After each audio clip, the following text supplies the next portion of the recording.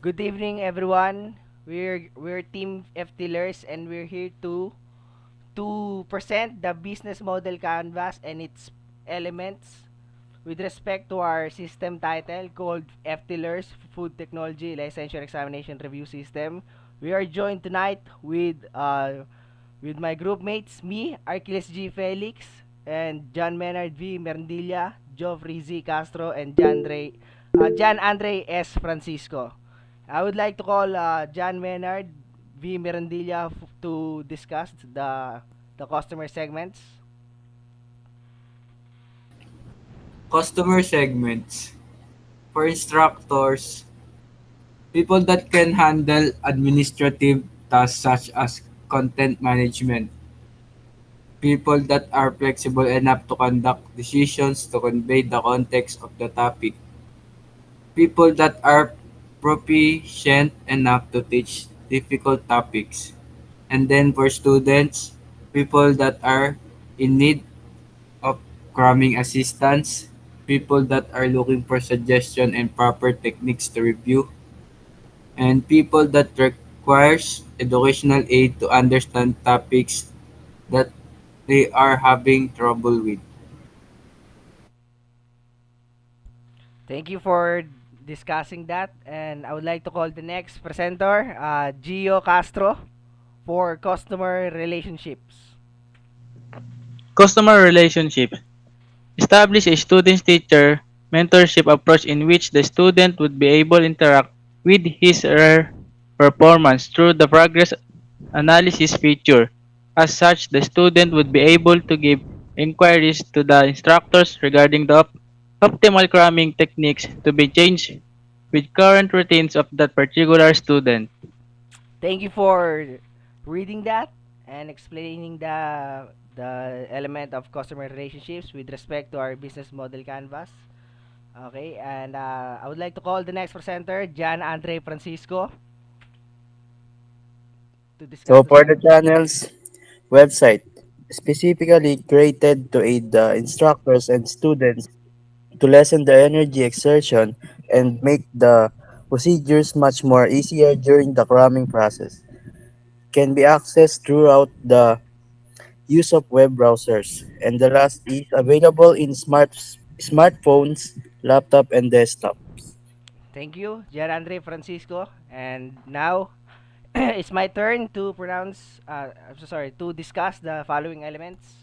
So what we have here is the value propositions, and the value propositions serves as the advantage of using the review system, which is which is emphasized here in our business model canvas. So these are the entities involved. We have instructors and the students. So for instructors, these are the advantages for them. These are the value propositions designated for them. So first, we have ease of management. The instructors would be able to manage multiple tasks. Task efficiency, the instructors would also be able to maximize time by accomplishing tasks as much as possible. And availability, the review system does not require any form of payments to use the features and services within the review system. So that's for the instructors. So now I'm gonna explain the advantages for the students. So same as instructors, they also share the availability proposition in which it does not require the students to pay any form of payments. So yeah, in other words, the access of the review system is free. So next we have the variety. The students would be able to choose if they want to watch video lessons, take mock quiz or exam, or stick to the studying reviewers that would fit their cramming style. Then the third, we have mentorship. The students would immediately view their performance and its feedback to progress reports and analysis.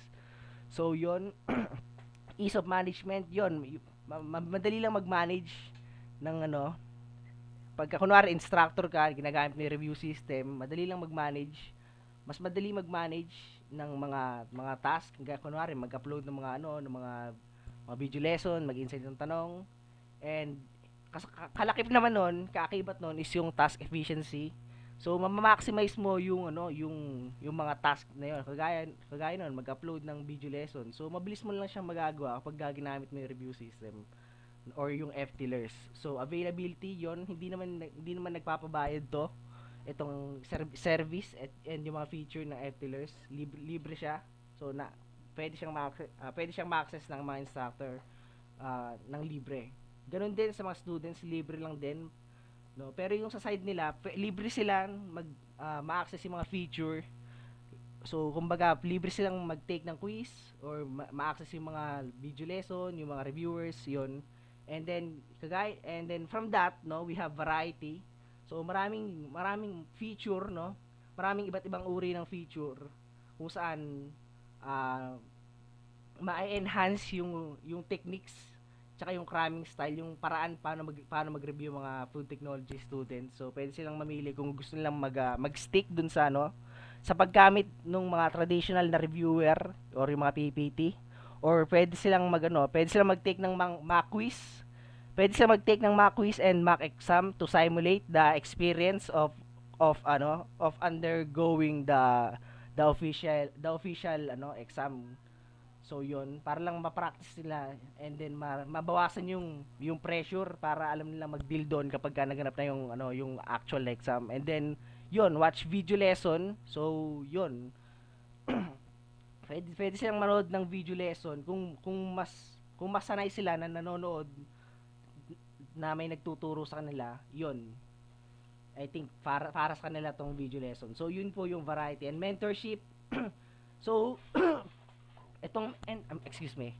So itong mentorship, makikita po ng students yung mga scores nila and then yung performance nila dun sa progress report na ibibigay ng system. So in some sense parang merong mentoring na nangyayari kasi binibigyan ng feedback ng system yung estudyante kung ano yung dapat niyang i-enhance at i-improve. So yon, that's the value propositions. Next, key activities.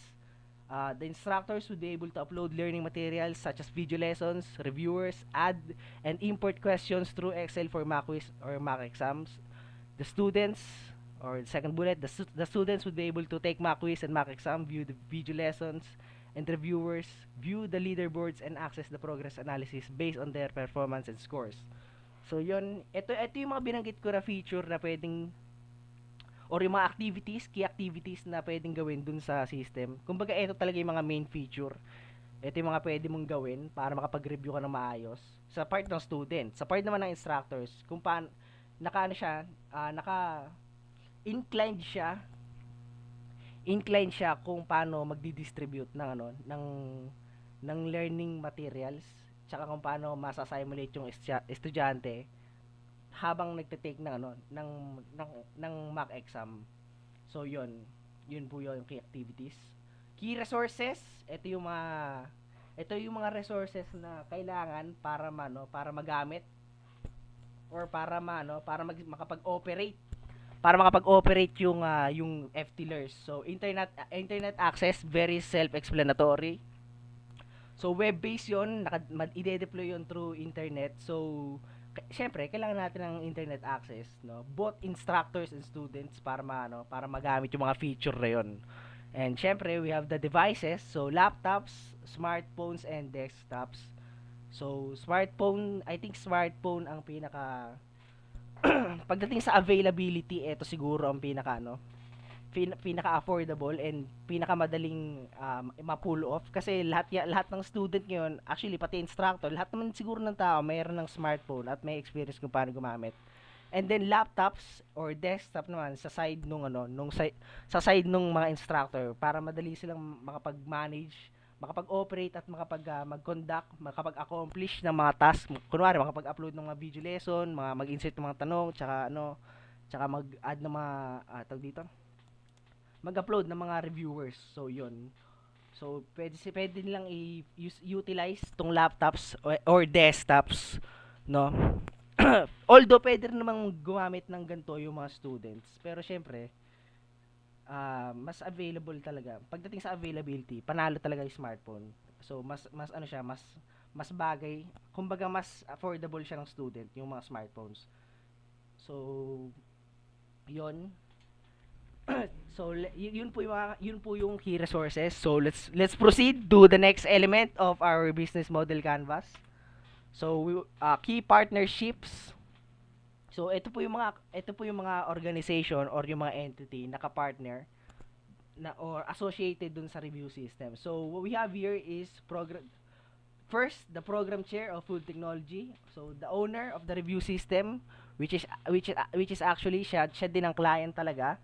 No? Siyempre, the program chair would be the one to responsible for managing the instructors, the students, and the types of contents that would appear during the utilization of review system. So, yon. So, kumbaga siya talaga nagbibigay ng mga directions kung dapat ba tanggalin tong student na to, kung dapat bang tanggalin yung instructor, and kung ano yung mga content na dapat ilalabas. So, kumbaga siya ang pinakamasusunod.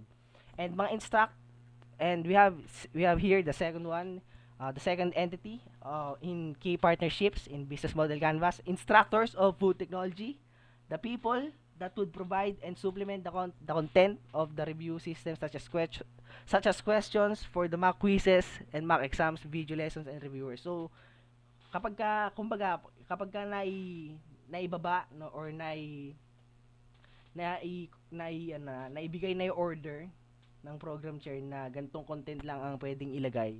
So, ito naman po mga instructors ng food tech ang mag-upload nun. So, yun. So, bahala na sila mag-add ng mga tanong or mga materials. So kumbaga in some point or in some sense, itong program chair ang nagbibigay lang talaga instruction. Pero hindi talaga siya gumagawa ng mga task na 'yon. Although itong program chair pwede siyang maging administrator o pwede siyang maging user doon, pero hiwalay na entity or hiwalay na posisyon tong program chair. Kasi at the same time, yung client namin, no, si Miss Joy Christine Santa Cruz, isa din siyang instructor at the same time program chair siya. So they kind of share, no? They kind of share the same responsibility for both types of users in the administrator side. So yun.